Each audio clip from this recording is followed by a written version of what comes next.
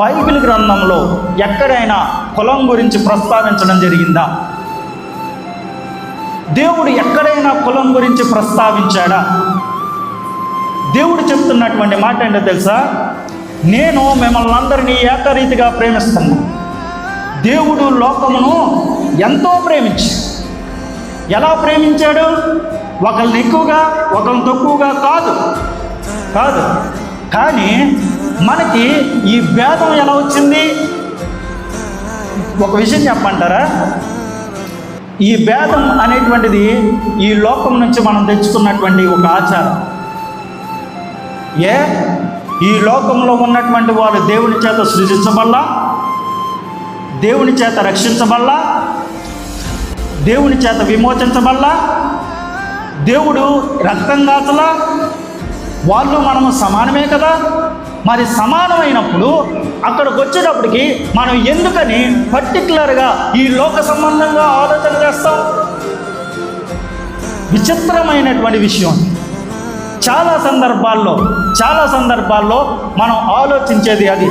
చాలా సందర్భాల్లో క్రైస్తవ్యంలో బ్రతుకుతున్నటువంటి వాళ్ళు చాలామంది చేసేటువంటి పనులు ఏంటో తెలుసా?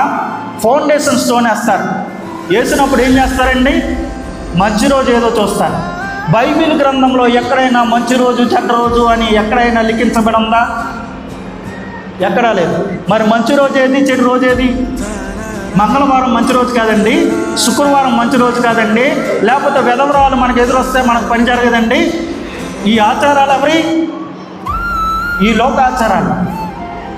పోనీ మంగళవారం మంచిది కాదు అని అనుకుంటున్నాం అనుకోండి. సోమవారం అన్నం తిన్నాం, మంగళవారం అన్నం తినకుండా మానేస్తావా?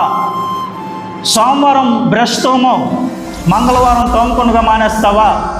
సోమవారం బాత్రూమ్కి వెళ్ళావు, మంగళవారం చెడ్డ రోజు అని బాత్రూమ్కి వెళ్ళడం మానేస్తావా? మానవు కదా. మరి ఎక్కడ చెడ్డ రోజు? చెడ్డ రోజు లేదు. ఇంకో గొప్ప విషయం చెప్పమంటారా? చాలామంది హౌస్ ఓపెనింగ్ చేస్తారు. చేసినప్పుడు ఉదయాన్నే లేచి పాలు పొంగిస్తారు. ఎందుకు పొంగిస్తారు? పాలు పొంగకపోతే ఆ ఇల్లులోనికి ప్రవేశించలేమా? పాలు పొంగించకపోతే అది పరిశుద్ధమైన ఇల్లు కాదా? మరి ప్రతి ఒక్కడు ఇది దేవుని చేత కట్టబడినటువంటి గృహం అని రాస్తాడు, లోపల పాలు పొంగించేస్తాడు. ఎవడు పొంగించమన్నాడు పాలు? ఎవడు చెప్పాడు అని చేయమని?